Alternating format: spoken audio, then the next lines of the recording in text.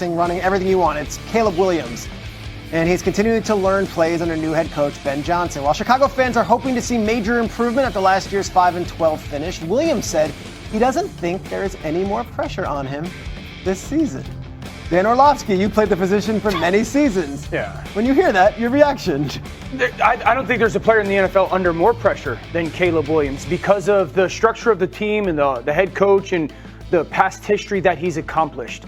So the other day I said it was going to take a couple years for Caleb to really get Ben Johnson's offense, and everyone was like, blah, blah, blah. It's going to take a couple years. That's just the reality of the demand intellectually and communication-wise. Now, that doesn't mean he's not going to have the opportunity to have success and have really good performances, but just so people truly get a grasp of what it takes to play under Ben Johnson's offense and a lot of offenses. Ben Johnson, would go to Jared Goff often in the huddle, give you 3 or 4 play calls. So you got to digest all that verbiage as the quarterback.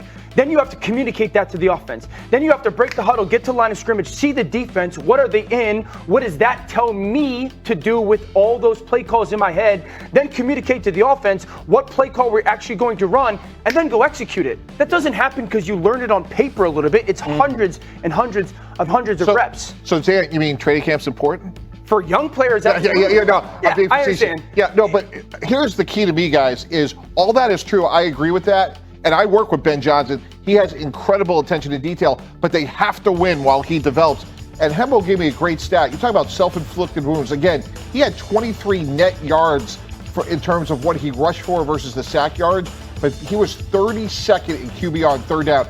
If that gets to 16, guys, that's a great season. Jump. That's a great season. Yeah. The 68 sacks, if they get to 34, that's a great season. So I agree with Dano, and all my point is get better, win, and knowing that it's going to take time. It is. There's going to be games where he's probably going to play really well. Let me ask something. And then there's going to be some valleys. RC, you know these different markets are different. Yeah. Chicago. Oh, Chicago. If he starts off 0-3 and throws a couple picks against J.J. McCarthy on Monday Night Football. He ain't got to start off 0-3. He just got to lose the first game. I agree. Right, because we watched last year. Jayden Daniels is clearly ahead of the pack when we talk about the rookie quarterbacks from last year. Right, you have Michael Penix Jr., who played well at the end of the season. Bo Nix, who I thought had an excellent rookie season. Drake May. The only one that hasn't played is J.J. McCarthy. If he plays J.J. McCarthy the first week, doesn't play well, and loses, here is how it's going to go. Welcome to Get Up. Did the Chicago Bears draft the wrong quarterback again this season?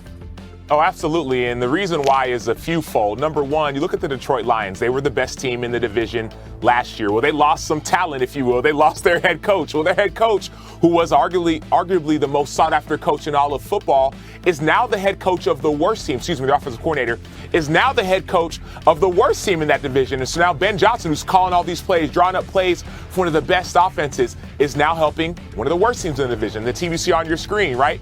You're seeing the Detroit Lions. You're also seeing teams like the Minnesota Vikings, 14-team win season. I understand they have a new quarterback, but I think that Detroit's going to be dominant again. But Detroit, Minnesota, Chicago's getting better, right? First-round pick. The defense is better. The interior, the offensive line has improved. And oh, by the way, the Green Bay Packers drafted a wide receiver in the first round, and they got another one in the third. And so I think it's the most deep division in all of the NFL.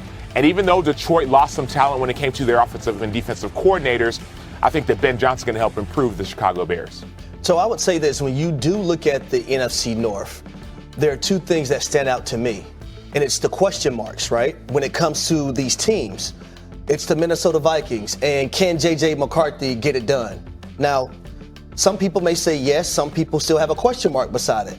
It's also Caleb Williams. Can Caleb Williams be better than he was in 2024? So those are the two question marks. The best division in football that I believe is the AFC West, because there's no question about the quarterbacking in that division. When you look at Geno Smith for the Raiders, and you look at Patrick Mahomes, who's the standard in the National Football League, Bo Nix being able to grasp a Sean Payton's offense in his rookie season and lead them to the playoffs. You look at Justin Herbert from an individual standpoint, he's been phenomenal. Just has to be better in the postseason when it comes to the playoffs. But then I also look at the AFC West and I say to myself, my gosh, you have 3 Super Bowl winning head coaches, and then the other one in Jim Harbaugh, who won a national championship at the University of Michigan and has been to a Super Bowl as the head coach of the San Francisco 49ers. I believe every team in that division has gotten better, from the Denver Broncos to the Los Angeles Chargers, and the Raiders are going to be the worst team in that division, but the Raiders now have a quarterback. The Raiders now have a running back. They were last in rushing last season, and the culture, because Pete Carroll and what he has been able to do his entire career coaching, he is a culture changer. So that's why I'm going with the AFC West. I'm going to go with the NFC North, and there's a very specific reason for it. I think that unlike the AFC West, anybody in the NFC North can win the division, which I don't think is true of the Raiders in the AFC West, for instance. I think it's probably this year a two-horse race in the AFC West between the Chiefs, obviously. Dolphins kicks off later today at historic Hallis Hall. Two teams looking to put the 2024 season behind them. And the 2024 number one overall pick, Caleb Williams, will not play in this Sunday's game against the Dolphins as new head coach Ben Johnson readies for his first season leading the way. Now, here's a reminder of that first season for Caleb Williams in Chicago. He was the most sacked quarterback in the NFL last season, and it's hard to score when you've got all that pressure in your face. I mean, over 3,500 passing yards, that's pretty good. He did have 20 passing touchdowns, just 6 interceptions, but again, could not stay upright. And hopefully the Bears can sort that out as the season gets underway soon. Well, we certainly know a guy who knows a thing or two about battling in the trenches in Chicago. We've got our former All-Pro lineman, Kyle Long. We've also got our two-time Super Bowl champ in the secondary, Bryant B-Mac McFadden. Guys, I'm sure we're not going to have any fun over the next few minutes, but I want to start the conversation with the quarterback in Caleb Williams. We all know the narratives. We all know the expectations. But Kyle, I'll come to you first here. With Ben Johnson now in charge, what changes are you expecting to see out of Caleb this year?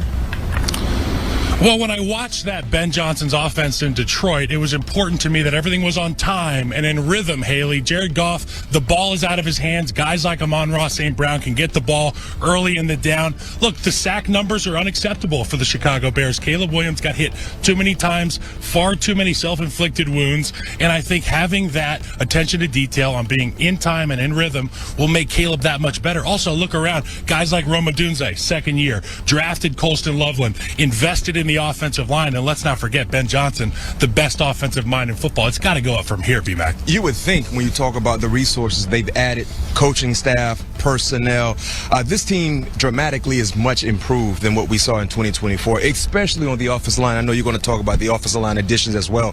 That's why it's important for Caleb to really show signs of flourishing in this offense, to showcase to the entire football landscape that I could be one of those difference makers at the quarterback position. You hit on something that's very, very key in terms of Ben Johnson: timing, rhythm. It's okay to kind of go off script here and there and kind of make things happen on the fly. But when you look at what Jared Goff did with Ben Johnson, it was all about being efficient and being on rhythm with his throws and his decision-making ability. Let's see how long will it take for Caleb Williams to be able to adapt to that new mindset at the quarterback position under this new offensive regime. Hey, B-Mac, to that point real quick, Caleb Williams not expected to play in that preseason game against the Dolphins. And so when you think about expectations and the pressure and wanting to see some of those changes you guys both have talked about, do you agree in him not playing in that preseason game?